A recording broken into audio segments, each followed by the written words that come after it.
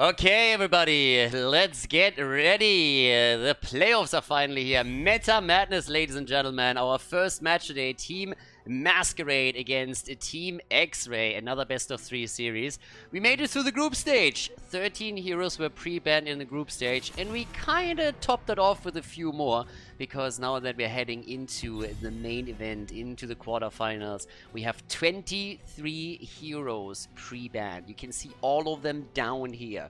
So I'm not gonna go and read through that list every single time that we're going into a game, but now that you can have a bit of a look, these are all of the heroes that are pre-banned. They won't be played in the entire tournament. And of course, the same rules that we had in the group stage also apply. If you have a hero, yeah, Cho'Gath is getting banned, we're gonna talk about that in a second.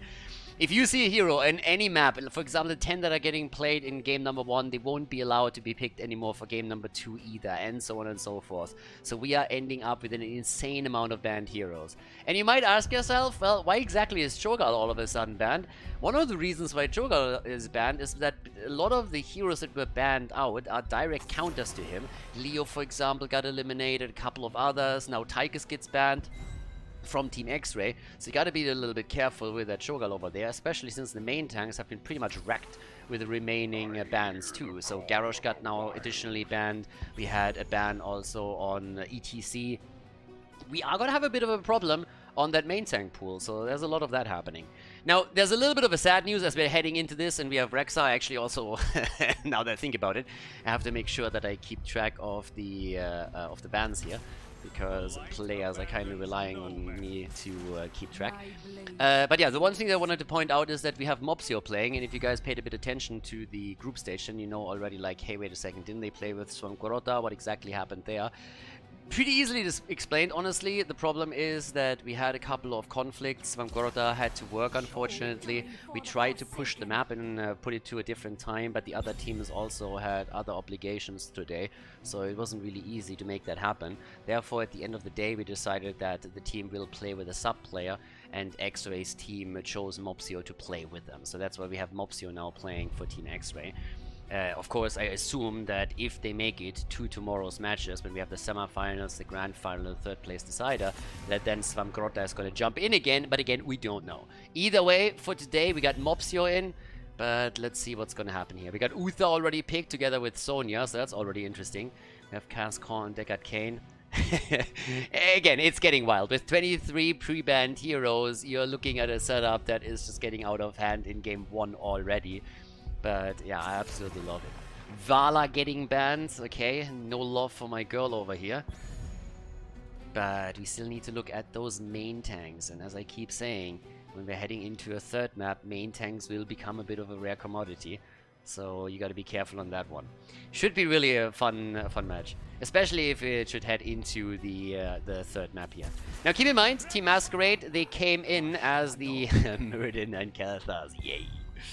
Team Mascarade, they won their group. They won their group, whereas Team Xrayy lost all of their matches that they played in their group. So obviously with the seeding that we came in, we have now a heavily favored team, and that is Team Mascarade. They are the ones that are assumed to take this one. Then again, with all of the banned heroes, it's still Meta Madness. There's a lot of crazy stuff that can happen here. That's kind of what we're banking our hopes and dreams on. So now we got Blaze also locked in. That's another potential frontliner that won't be played in any of the following games. Kerrigan gets also taken. Rutsu can play that. Already a wild setup. Blaze as pretty much the main tank right now. I mean, they can shift it over a little bit. Tomb of the Spider Queen is our first map. And yeah, Kathas obviously on the other side is already going to be fun. And the question is, what does Blade play? Because usually he is going to play a melee too. And there it is, Ragnaros. Okay, game number 1 is already getting wild. I am not gonna lie. This is already getting pretty spicy over here, and I'm a fan. Yeah, with that, we are set for our first map, Tomb of the Spider Queen, everybody. We have Team Mascarade going up against Team Xrayy. So without further ado, let's jump into the first map of the best of 3 series here at the quarterfinals of Meta Madness. Game on! Game number 1 as we are heading into our first map, Tomb of the Spider Queen. And on the left side we have Team Mascarade with Mascarade himself on Rexa. Marco and Sylvanas. Stalk is playing Blaze. We got Rutsu on Kerrigan. and Cascon is playing Deckard Cain. Team Xrayy, with Xrayy playing Ragnaros in game number 1, so is firing it up already together with Kelthas, who's looking for a salami pizza as usual. Shalanore, salami! Kelvin rocking it here. Kotoreb is playing Uther. We got Blade on Sonya and Mopsio. He's back, baby, and he's playing the Dwarf. Okay, it's party time as we're heading into game number 1. Smash build for Sonya as things are starting to heat up a little bit. Blaze is going to go for his Globe quest. He's going to make sure that he gets the new habits in and the unstoppable frames that he's looking for here. As Rutso, of course, is going to try and get all of that CC stacked. And they have a ton of CC. I mean, they really got a lot. You have your jet propulsion ready. You have Misha at the front.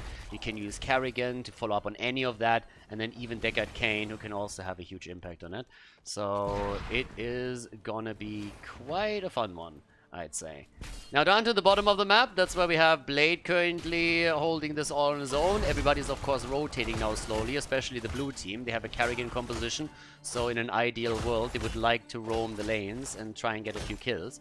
But you can see that the red team immediately adapted their playstyle a bit and is playing very far back, especially when we're talking about someone like Kelthas, but also Uther. Kelthas in particular is working on the Mana Addict. And what he is going to try and do is, of course, to get that quest completed as quickly as he can, so that he has a bit more survivability. Yeah, the jump's already happening. Mopsio was trying to come in and hit that Storm Bolt to set potential kill up, but instead it's Kelvin who now gets attacked, and that could be the end of Kelthas. He already gets nearly murdered. Kelvin! Yeah, and he goes down. Kelvin is down. Uther is also getting dropped, and that is 2 kills to 0 with aggressive Kerrigan plays right here. Me likey. Yeah, they did a good job setting themselves ahead already in the early game. That's exactly how you should play this one out. Now, as we're heading into the siege that is being taken, I assume we're not going to have, well, hold your horses. I was about to say not going to have a fight in the next few seconds, but it seems like the red team has not only sniffed this one out, but is very happy to go for the attack. They're trying to go for Maka, turning it against Mopsio, and the Dwarf is dead. Another kill as Xrayy falls. Nicely done. Well played. Blade himself is also trying to see if he can maybe get another kill here, but that's just another dead hero. Quick look at how all of this came to pass. I mean, again, they tried to move in and go for Sylvanas, but Market jumped out, and then it all turned bad for the red team. Team Xrayy now down by an entire level, and they're also behind by 5 kills. That's not really a situation that you want to be in, so they are suffering here for sure. Obviously, you can still bring this back, but at the bottom of the map, we already see structures being destroyed. It didn't do any good for their gem count either. They're down to 17 compared to the 45 that we are seeing for Team Mascarade. And you can see where the problem is. With Muradin going into the standard build, that's a nice lock on the other hand. Xrayy might be in trouble, and he goes down. Well done. And guys, that was... those were also a couple of gems here. So 6 kills to 0 right now. Xrayy gets eliminated, and yeah. Couple of weird moments already. I mean, Xrayy, honestly, he gets caught, that's fine, but I don't really understand why Sonya, for example, at the bottom fight, went in after 2 of the heroes died, and she was alone against 2. Why she re-engaged, I don't really understand. But either way, this is a mad advantage now for Team Mascarade, and they have Sylvanas in their midst, so they are now pushing this as heavily as they can. And they're doing mad damage. And that is all happening before the first Web Weaver is even active on the map. So this is just bonkers. Now there's the turn in, and that's going to be the first wave. Let's see what they can do with this. Now in the meantime, while the Web Weavers are descending, guys, again, big shout out to our sponsor. Big shout out to High Tech for providing the 2,000 euro prize pool for this event. I kept saying it in the group stage, and I keep saying it again. If you guys want to support the event a little bit, if you are saying like, hey, this is awesome, I like the format, I like the show that you guys are putting on, you can easily support it. If you watch it on YouTube, I'll put a link into the video description, and all you got to do is hit the link. Leads to their website. If they see some traffic coming in from the tournament and the Heroes of the Storm community, it's much easier for me to talk with them about potential tournaments for 2021. So if you really want to support the event, that's one of the things that you can do. Takes a second or two for you to click the link, and it honestly helps, especially with 2021 in mind. Now Blade at the bot lane already gets attacked, and Ragnaros, the defense was good in the middle, but they can't do anything with him at the bottom of the map, where the first fort is gonna fall now. We have also, I mean, this is pretty much a 1.5 level lead right now, so it's just rough. Once those quest talents are completed, it's maybe a little bit of a different story, but things are starting to really spiral out of control. What Team Xrayy needs is, they need kills. Normally I'm talking about the number of gems that they have and the potential to just bring this back by simply getting the turn in, but they just don't have a whole lot. They need some kills. Mirrodin is hopping out. They're trying to force the fight before the blue team hits level 10 and their heroic abilities. But so far, it hasn't happened. So here come the new habits. They are completed. That's another good thing for Team Mascarade. They're finding themselves in a spot where they also have the unstoppable frames on Blaze. That doesn't make the task of Team Xrayy any easier, as you can imagine. Down here, Mirrodin is again jumping out. And there's the level 10 talents. And of course with that, they're going to take that fort down. They're going to do more than that. They're going for Kelvin. And they take him down. Even the double kill as Uther falls. Xrayy is trying to get the gems, so does Mopsio. The two are recovering as much as they can, and they still have an opportunity now to get to the turning point and deliver the first web weaver wave for the team. The problem is that Team Mascarade has also enough gems for another wave, for their second wave, and they've already done a ton of damage. Bottom right now, a little bit of a fight happening as they're trying to make a play for Sonya, and Rutsu hoppity hop after the Eminem of Heroes of the Storm. And there's that. And if you're asking yourself, like, what? Eminem of the Storm? What? Mom Spaghetti? Khaldor, what are you talking about? Are you high? Just check out the profile picture of Sonya and think about Eminem with an orange wig. You're welcome. Can't unsee that. Okay, now that I ruined Sonya for you, let's look at the rogue abilities for Team Xrayy. We have the Divine Shield, so in a pinch, that's going to be the panic button that can help to keep them alive. It's interesting that Ragnaros hasn't committed to Sulfuras yet. I heavily expected Sulfuras to be taken, but maybe he feels that they have to be super defensive and use that as a tool to take some of the web weavers down. Are they going for the wave? They are! Lava Wave, baby! They go for Lava Wave! Alright, Trixler would be proud. He would be fine. He would be very, very happy with that. But I assume that this was just born out of necessity, trying to get some additional wave clear here. So, I don't know. But either way, now here comes the push through the middle. And obviously, Team Mascarade wants to go for a little bit of a death blow, right? They want to come in, try and take those walls down, and make sure that they get the first keep. But here we go. Big lava wave. The problem with the lava wave is that you also steal some gems from yourself. Lava Wave is a pretty shitty, well, I mean in general, obviously, duh, but it's also a pretty bad one on this map, because the more minion waves get caught far on the left side of the map, if you're the red team, the less gems you can get, so that's a bit of a problem, but they really want to just save their structures, and for that, Xrayy decided that it's absolutely fine. They have to get some kills anyways. If they can't get those, then it is completely useless, and they're doing what they can. I mean, they're really fighting this out as much as they can right now. They're already going now down to the bottom of the map as the web weavers there is still alive. But things are getting... yeah. Tough is an understatement. 10 kills to 0? Are you kidding me? Level 13 talent advantage is there already. Sylvanas with 26,000 damage, and they go for Sonya. They want to go for Blade. But at least for now, he still gets out. So, yeah. There we go. Another camp. Map control is fully in the hands of Team Mascarade. They control every single aspect of this now. And Mopsio is trying to sneak in the turn-in. Mopsio and Xrayy, they hold the gems for the team. And Xrayy decides that he needs to defend now that the camp has been taken. They don't want to go for the turn-in yet. So instead, they're moving down to the bottom of the map. Sylvanas has started to push here and is able to keep, so they were desperately needed. Nice escape here by Xrayy. That one was important. Yeah, if Ragnaros dies, that's a huge problem. He holds most of the gems, and even then they can recover them. He is an essential part of the defense that they're trying to set up here. It's a 2-level advantage. Oh my god. Masquerade's team did fantastic in the group stage. I said it before. They won their group. They took the group with 2 easy wins. And Xrayy and his boys in their own group, they just didn't win anything. They came close a few times, but they really have to turn it around. And they definitely have the potential to do that, but game number 1 is so far not looking good for them. Now the stacks are slowly coming together for Mopsio, so there's that. Bit of a fight up at the top. If they can get Marke, they just can't. Marke escapes again. They still don't have a kill. Muradin finally with the healing static. That's the synergy with the level 4 talent, so all of a sudden he has a lot more survivability than yet before. Here comes the lava wave, baby! And they can't even kill Misha. What? Xrayy with a turn-in, and this time they have it. Pyromaniac is ready, and this attack is coming at the perfect moment in time. Just before your opponent hits 16. Just before that's the case. Yeah, they're trying to go for Xrayy. There's the stun! Where's the Divine Shield when you need it? It's on fucking cooldown. He tried to use his trade, he couldn't. And that's how you shut down a Web Weaver attack. You just kill a hero before they are trying to push. You're about to lock in your level 16, and they are looking Gucci in this one. Top side, Marke is already dishing out more damage, taking the Web Weavers down.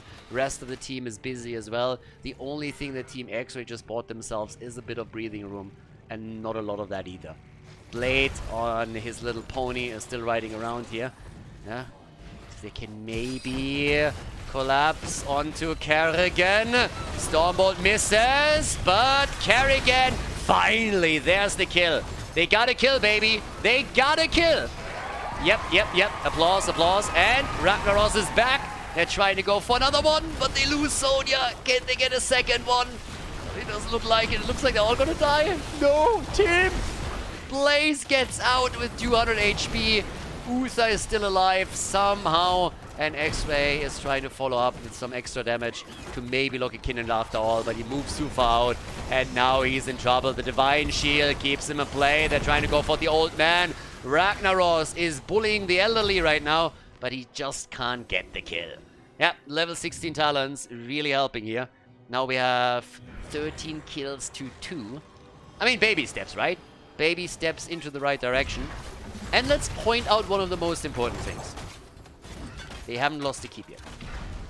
As long as you can hold on to those keeps, you're gonna be fine. Now, the problem is that the blue team has very, very different plans. And they got enough gems for another turn and for another Web Weaver wave. So the chances of you holding on to those keeps, it's slim. I mean, it's there, but let's be honest, it's slim. So let's see if they can maybe now try and bring this back. They have to fight even without a level 16. No! Xrayy, oh, he's down. That's 17 gems down the drain. That's the ticket back on. If Kalthas dies too, they are in so much trouble. Well, Kerrigan is nearly dead. Chrysalis, that helped her. Can they get the quick kill? Nope. Instead, the turn against Sonya. This is looking like the beginning of the end, everybody. They're coming in with even more damage. Bam! There's Uther already eliminated. And the keep goes down. Keep destroyed. And, well, the core is wide open as Web Weavers at the top and the bot lane are starting to attack the adjacent keeps.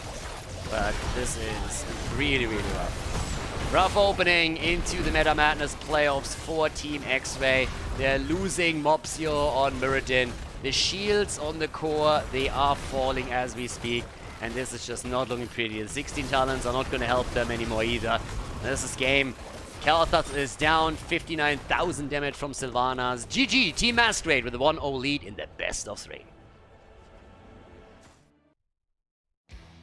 Before we head into game number 2, make sure that you subscribe to the channel if you haven't done it yet so you don't miss out on any future content here on Khaldor TV. Infernal Shrines, game number 2. Let's go. Well, game number 1 didn't really go all that well for the blue team. Sorry, for the red team, let's be honest about that. Wasn't really their finest hour there, but again, they tried. Now, as we keep talking about all of this, we have currently a situation in which not only 23 heroes are pre-banned, but the 10 heroes that you saw in game number 1 are also not available anymore. So as we're heading into the draft, even before any hero gets banned here, 33 heroes are already not available. So you can see the globally banned heroes down there. I listed all of them, but of course that doesn't include the 10 that you just saw on the last map. I can't just like do this live. That is a little bit too much. Again, still one-man show. Caster, observer, organizer. At some point, with insta replays and everything else flying around here, I'm reaching my limit too, and that's pretty much it. So, yeah, right now we got the Cho'Gall ban again. Don't want to go up against any Cho'Gall shenanigans. Tychus gets banned out too. Infernal Shrines, therefore it's not really a surprise that Junkrat is getting banned. But picks will now become interesting, because a lot of the hero, I mean, Zul first pick, that pretty much tells you everything that you need to know already. With Leo already gone, with a lot of the other side laners that you normally would see being either banned here, Marcel for example, or globally banned. Urel would be another one. Blaze already taken on the first map as a main tank, so he can't be played on the side lane either. Deathwing has been banned. You're really starting to run out of options. You played Sonya in the last game, so now you're looking at Infernal Shrines, you're like, hey, what else do we have? So Varian gets taken, that's our main tank for game number 2, and we get Malfurion together with that. So already the beginning of a bit of a killer comp that we could have, where Varian comes in with a taunt, then Malfurion replies. The only thing that I find a little bit strange is that it was the blue team that actually banned Tychus, because normally when you try to play a Varian composition these days, you try to get Tychus. The bigger they are, burns them down super quickly. So it's a little bit surprising to me that they didn't let that through in the hopes of locking it in. Maybe they just assumed if they don't do that, it's going to be taken anyways by their opponent, and that would put their own main tank in too much trouble. Either way, as it stands, we get Vala and we get Anduin. Alright, so we got the Nicardo of Heroes of the Storm on the side of the red team, and that leads us to another ban here. I mean, Xrayy currently on Zul. Technically, you could also play him in a main tank position. That's kind of what NA did in the past. Slice and dice and max sustain, double support behind him. They love that style. Now, Mephisto gets banned. That's the Marcus special, and I think that's actually a really good ban. There's a huge chance that Maka would have locked that in, given what they are trying to draft here, and given the amount of heroes that have already been banned previously. So it doesn't surprise me that Team Xrayy decides they don't want to give him that option. But what are we going to see now for damage? Honestly, DPS, you have always so many DPS in the game, you will find something. I mean, Greymane is still up, as you can see here, so he's a super easy choice. And we got Maiev behind that as well. Alright. And there's the Arthur's pick. Now, the Arthur's pick is kind of interesting, because with so many other tanks already gone, you're all of a sudden looking at that Greymane, you're looking at that Varian, you're looking at that Maiev, and you're like, huh. I remember beta. I remember when the game was released and Arthas was actually a tank that could be played against auto attackers in general. Now they're locking in Chen too. Yeah, that front line. If we get a game 3 out of this, they are going to be in trouble. There's not a lot left. But now we have Mascarade for the last pick. But it's kind of fun to see Arthas here. Arthas has really fallen off as a main tank. You see him sometimes in a bit of a side laner position, but that's also more in the amateur scene. On this level of play, it took 23 pre-banned heroes before Arthas finally makes an appearance. But yeah, it's kind of cool to see that he could now play that counterpart against Greymane. I mean, back in the day, you know, when you had Illidan as a regular pick in Heroes of the Storm and Arthas as the potential counter, those were the days. But either way, now that we're heading into this, guys, let's get ready. Game number 2, Team Mascarade is in the lead, so they could lock in a 2-0 now and move to the semifinals. But Team Xrayy, they might be able to bring it back. Let's find out if they can win it on Infernal Shrines in our quarterfinal of Meta Madness. Game number 2, we are on Infernal Shrines, and on the left side of the map, Team Mascarade, everybody. Rocking it with the triple front line. Mascarade is playing Thrall in this game. We have Mako and Greymane trying to get some wolf action going and delivering on the target kills. Stork himself, he's playing Varian, so we're going to see that taunt coming in on level 4 with Cascon on Malfurion and Rotsu on Maiev, trying to bully people around and tether them in. Team Xrayy on the right side of the map with Blade on Chen. We got Xrayy on Zul. Kelvin is playing Vala with the Hot Pursuit on level 1, Kotorap on Anduin, and Mopsio with Rhyme on his first talent. He's playing Arthas. Okay, let's get that party started, because now we're looking at a pretty solid setup for game 2. It's a bit wild on the red team side. It's nothing too insane just yet, but again, these aren't combos that you would normally see in a game. This is what Meta Madness is all about. It's not supposed to turn these games into a full-on clown fiesta, but to just make them play some heroes that you don't normally see in a series, at least not this dominant. That is kind of the whole deal here. Now, the rotations, they are coming in. Vault of the Wardens to dodge out on the Bone Prison. Azul was trying to slow my F down. Our 1 versus 1 at the top lane, it gets turned into a 1 versus 2. Nice dodge by Mascarade on the other hand, though. Mopsio wasn't able to lock him down long enough for them to get the kill here. So it was a good juking from Thrall. Mascarade and his boys still fine. But we have now a 3-man split at the bottom of the map here. Talents, level 1, the Trolling Thunder for Thrall. That's pretty much the standard talent these days. Very rarely do you see something else. We have also Chen with the freshest ingredients. Yep, that man could definitely open up a restaurant. I mean, not these days, but you know, like after COVID. So for now, we got Hot Pursuit. Then again, if you look at the Panda, one of the things that he is not really too careful about is, I would assume, hygiene. So one way how you can make sure that people are socially distancing from you is just don't take a shower for a couple of weeks. And that's gonna happen very, very naturally. No problem. So, either way, now that we have the bottom of the map happening, there's another kill attempt against Mopsio. And Arthas doesn't care. Gets even pulled here by Anduin, so nice. Anduin proving himself to be a bit useful. I think he would have gotten away either way, but still, good job by him. Bottom of the map, yep, multi-shot build obviously is now starting up, as you would imagine. But the level 4 on the other hand, with the Strangling Vines for Malfurion. And again, this is totally in line with what they're trying to do here. I talked about this earlier, but it's all about trying to set up the kill with Varian moving in, getting the taunt through. Malfurion follow up with another route, locking the target in even further, and then Greyman and other damage dealers just pouncing and getting the kill. And if you get the Strangling Vines, that's even better. Anduin, on the other hand, he's the one who has to push this away. Talking about pushing, there's the first big fight happening. Big invade from Team Mascarade. They want this one, but they might not be able to get it. Maka goes out, they got a kill. Mayef is dead too. They want the camp, and they get the camp. Vala is still alive, and this time it didn't work out. Beautiful save here. So yeah, all action on the camp in that situation. First Arthas goes down, then they get the kill against Maiev. Varian falls too, and that's a great opening for Team Xrayy into the game. They have the easy access up to the top where the shrine spawns. They have the camp pushing in perfect timing here, but the blue team doesn't even think about attacking. Instead, they are moving down to the bottom of the map in an attempt to take structures down. And that's where Xrayy and Mopsio come into play, as Zul and Arthas both rotate down to deal with them.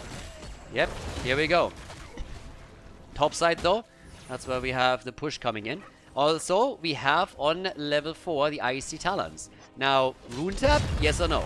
That's the question. Icy Talons are oftentimes accompanied by Rune Tap, but you gotta be a little bit careful too, because the Icebound Fortitude is gonna help you with survivability, but he goes Rune Tap. He goes for Rune Trap, he wants the synergy, and at the same time, Anduin gets attacked at the top and dies. They got 36 stacks already though, so that's a good sign.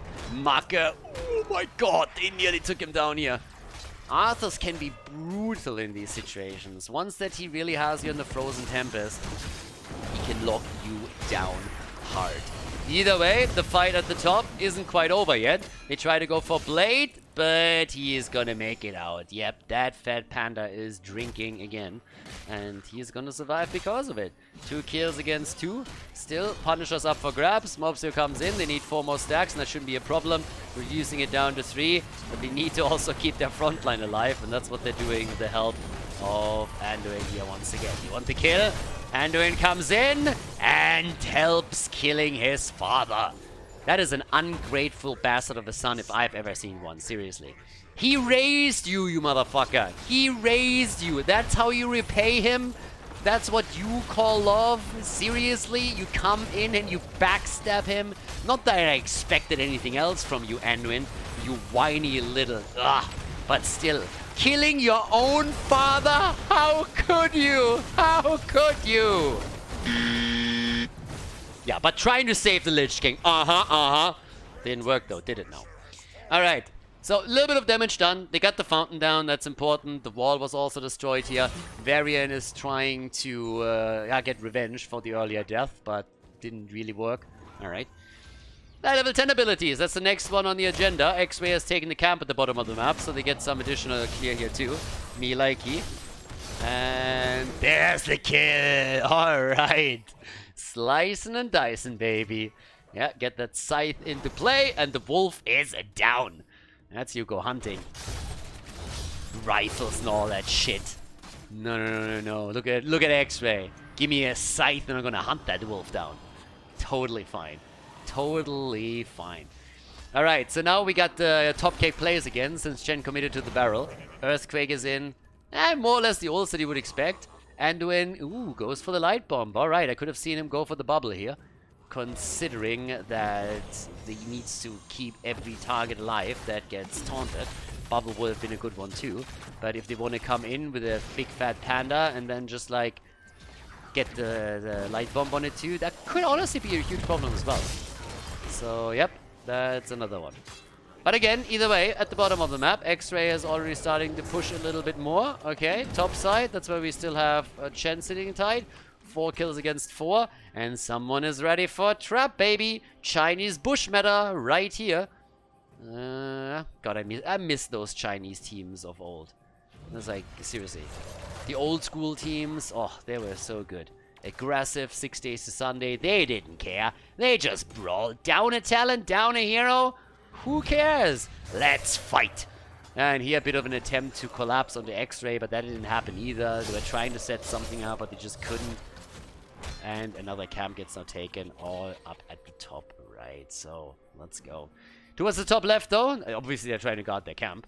Towards the top left, we have now the next camp attacked. Both teams want to set up the thingies. Shamans! There we go. Yeah, the bruiser camp. Blizzard, honestly, with a nomenclature. First it was a hard camp and the easy camp. Then they said this is too offensive towards the easy camp. We didn't try to imply anything here. We're sorry. We apologize. Yeah, we write a hashtag. Then they called it, what was it then? The night camp and the whatever camp. And now it's the bruisers and the siege camp. I still remember how upset people got. It was like, you called it an easy camp. How could you? It's not an easy camp. I was like, what do you want from me? That's alpha and beta. It was like, that's just what it is. So, today we call them the thingies. Anyways, the shamans have now been taken, sent to the top lane. You want to have the extra pressure while you're fighting over the objective. The team that has the better timing and a bit more RNG is going to be in a position where the top lane is getting pressured for them. So right now they're trying to set that top lane up. Maybe one of the heroes is moving in for an ability or two. But for now, the fight over the shrine is spicing up pretty heavily. It's getting hot in here. There's the light bomb. There's the connect. The panda top cat plays, baby. But Arthur's is down. They want Bird Boy. And Malfurion gets out. Malfurion gets out. 23 stacks to 18. Team Mascarade looking a little bit better over here. Both of the teams on level 13 talents now. And they're attacking again. And this time, Varian gets killed by Chen. Alright. Greymane, he realizes, well, this one is probably over. So he goes to the top to take this down. And I gotta give a shout out to Kelvin here. Our boy is crushing it on Vala. I mean, obviously, Vala is amazing. Always has been. Just needs a little bit of love by Daddy Blizzard. As Khaldor starts to stutter into the sentence. Da Blizzard, exactly. So, 18,000 damage on her. But yeah, first of all, Multishot is an amazing talent build on this map. I mean, generally it is the best on Vala, obviously, outside of Battlefield Eternity. But on this map, it just excels because you get so much AoE damage against the opponent's team, and at the same time, you do good work against the objective. So she's fantastic. Then later on, you get your Farflight Quiver, you have your level 16, where you can go Manticore, and all of a sudden you turn into this auto-attacker monster that just brutalizes the opponent's front line. So Kelvin is doing a great job as is already, whereas everybody else is just slicing and dicing away, trying to control the wave clear here, doing good work with that. And the killer combo for Team Mascarade, I mean, it's not like you didn't get kills, it's not getting as many as they want. So, yep, there we go. Another attack, another light bomb, and Mopsio! Oh! Yeah, top keg play. Mascarade with a lockdown. They want Mopsio. They want Arthurs. And they're gonna get Arthurs. Yeah, Varian is coming in. And he's just now committing. Not on my watch. Taking him down. Yeah, I don't know. I'm a little bit on the fence about the build that we see from Mopsio. I love the Rune Tap and the Icy Talon style, but to be fair, it's more so something that you use when you want to get a little bit more damage out and you want to play more of a bruiser style.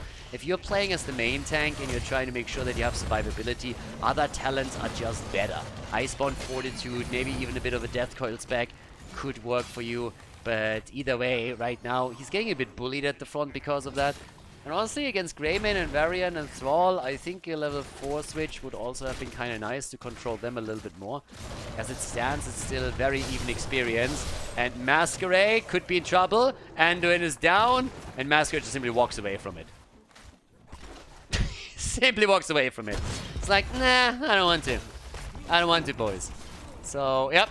Easily moving away. Now the first fort has been eliminated. They're trying to go for another kill against Arthurs. The wolf, the taunt. They're trying to save him, but the cage. He bounces off the cage. He has his ult out.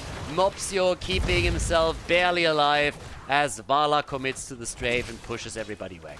Bloom on her 13. Manticore now on 16. Yeah, she's scaling, baby. But they are losing camps now. They're losing quite a little bit. At this point, that fort is living on borrowed time. And time's over. But here comes another keg play. They need to get a lock in, and they just can't. It seems like they're just walking away from it. The secret, like, who knew?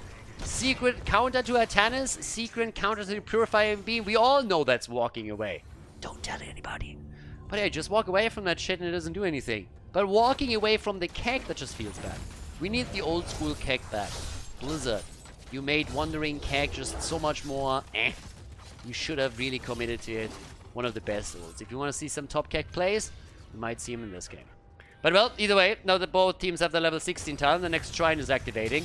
Val on 30k, Thrall on 31. And yep, there we have it. Another quick attack. And keep in mind, Manticore is now starting to murder. Kelvin doesn't have the safety of the Farflight Quiver yet, but he's able to get the damage in. And here's the wave clear. They're taking this one to the fight quite easily. Rutsu wants to jump in. Good AoE from him, of course, too. Another quick pull as Anduin helps Mopsio out. They're turning it. Here comes the light bomb. Nice. Can they go for Thrall? Mascarade, he's low. Doesn't have the old cooldown either. And Arthurs is just eating one zombie after another here. But what? And oh my god, that poison over. Holy macaroni. Chen is down, so is Arthurs. They got the counter kill against Maya, but it's the only one that they got. They have the lead on the objective. And they are getting dangerously close. Look, another one. And look at Xrayy. Zul is just slicing it. He's gonna die for it. They are gonna lose more, don't they? And win! Varian wants revenge. And he takes him down with the help of Greymane. You're not my son. You've been adopted. Zul is down, so is Anduin, both of them dead. But again, the main objective of that little engage there towards the end was to make sure that the blue team doesn't get the Punisher in the first place. So they knew that they would at least lose one hero. They lost two, which is of course not nice. But again, you want to make sure that your opponent doesn't walk away with the Punisher on top of winning the team fight, or you're going to be in deep shit. So now we have a 5-kill gap between the two teams. You can still bridge that. You honestly still can bridge that. It's possible. So I'm not saying it's easy or anything, but as long as you don't lose a keep here, you can still make some plays, and that's what they're gonna try and do. Now, top side, Mopsio is already sitting tight, and it's doing his thing. AKA sitting in the bush, just waiting, safely soaking experience, and seeing if maybe, just maybe, someone walks in. And seems like Mascarade is gonna do that. Yep, in Germany we call that dumm gelaufen. But as it turns out, he shortly afterwards is able to find the right path and easily walks out of this. How the hell did that happen? Like, there's 4 heroes around him and nobody can lock him down long enough so that they can get the kill. You serious? Like, I can't help myself but look at this and think, he should have died. He kind of should have died here, so I don't know. But either way, fact of the matter is he didn't. So they have now level 20. And they have still the 5 kill advantage, so with their Storm Talons, they can now set up Siege, and that's exactly what they're doing here. Alright, so they're trying. Down at the bottom of the map, there's also a little bit of market poke happening. He helped another camp to get close enough to the wall to dish out some damage. Xrayy and Mopsio are trying to deal with it. And up here, the wall is already down too. So, yep, there we have it. Okay, so it's one level that you have to soak. One level. And you roughly have a minute for it, and then the next objective is going to be announced. That's doable. With all of the lanes pushing in, mid lane and bot lane in particular, that's manageable. They could definitely be in a position where they soak the extra talent. If they can get a kill, that would be a lot easier. The thing is, if they win a team fight and actually take the objective, all of a sudden, this game would very likely spiral quickly. I mean, look at the top fort. Super low. Look at the one in the middle. No hit points. One at the bot lane, similar picture. They win one team fight and all 3 of them fall. And maybe more. So, it's literally a single team fight that can flip this game. Because right now, blue team dominates. They have map control. They steal everything away. But you bridge that gap, and that's a different story. Now, any second now, the shrine gets announced. There it is. 30 seconds to soak half a level. Again, as I said, that is manageable. You have another minion wave here that you can take. And you have another one already pushing through the middle. And then you can also come up here towards the top. So there's a lot of experience to be had. They will be able to fight for this. And then they have to really deliver and win the fight. And if they do, they can turn it. If they lose the next fight too, then it's going to be it's going to be nearly impossible. So Team Mascarade, they know that they are really close of locking this in with a 2-0 victory. But off we go. There's the level 20s. Farflight Quiver. The anti-magic shell is also in. And trying to come in for the place. And Kelvin in particular. Look how he just murders that hit point pool. One attack after another. Yep, his Manticore and everything. He's just pew-pewing away 6 days to Sunday. They're a little behind on the objective, but if they can win the fight, nobody cares. Everybody's walking away from the light bomb. There's the taunt. Quick save against Zul. Mopsio gets attacked, has committed to the army. Needs to be careful because he's starting to lose out on the sustain that he normally has here. Yeah, in comes the poison over. The Keck plays, trying to save the target. 33 stacks against 21. Arthas is down, and the blue team is just sitting there with the entire lineup. They're trying to go for Xrayy. Quick ult from Elfurion. Mortar Punisher is taken. Another taunt. The Panda in trouble, hopping away. The fort at the top has fallen, and the Panda is gonna die too. Blade is dead. The Punisher goes through the middle, and this isn't looking good. Not even a little bit. This is looking absolutely horrible right now. Team Mascarade against Team Xrayy. It could be a 2-0. The blue team, they were the favorite as they were heading into this quarterfinal, and they are living up to that reputation. They come in, they want to go for core, and why wouldn't they? That Punisher is still at 90% HP. They bait it over a little bit, or at least they're trying to bait it in the middle. With limited success, Xrayy low. Xrayy is about to go down. He's dead, and so are the shields on the core. They are crushing everything here. This is the victory for Team Mascarade. The blue team, the first team to move on to the semi-final, everybody, at Meta Madness, powered by Hightech. Congratulations, nicely done. They won their group, and now they're the first team to qualify for the semis. GG, and well played.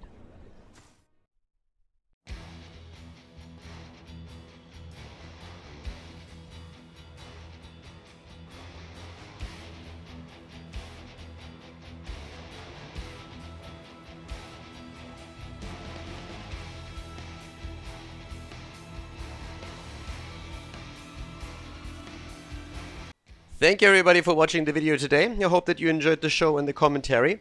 And keep in mind that the spoiler protection that is going to run for the rest of the video is made possible by all the support on patreon.com. So guys, if you want to support my work, if you want to help me start new projects and keep the spoiler protection in place, please consider heading over to patreon.com/Khaldor. There's also a link in the YouTube description, and check that out. Thanks in advance, and see you guys next time with more esports coverage here on Khaldor TV. Have a great day.